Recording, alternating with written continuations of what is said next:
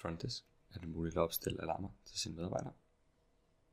Dette gøres under indstillinger, alarmer. Herefter klikker man på tilføj.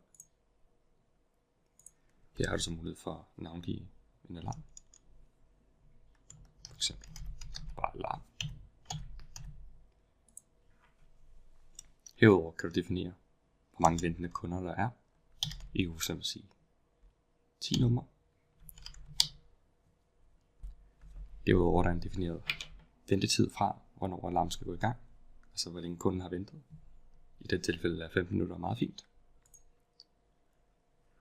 Derudover har mulighed for, i forhold til medarbejdernes besked, i forhold til mail og sms, altså hvor lang tid der skal gå mellem notifikationerne.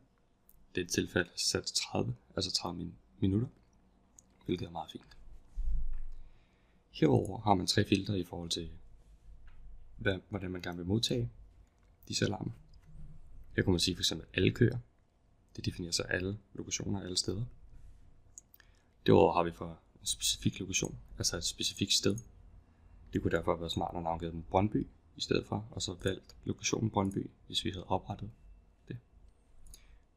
Derudover er der for specifikke køer.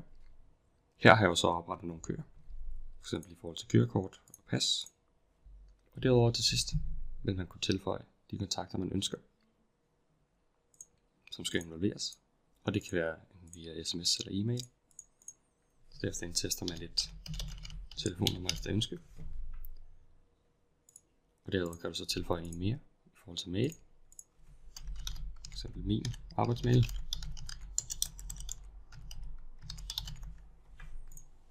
Og derved til sidst trykker man så gem.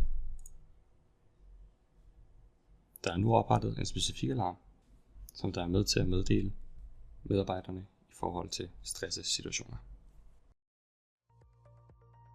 Frontdesk, det intelligente kø- og aftalesystem.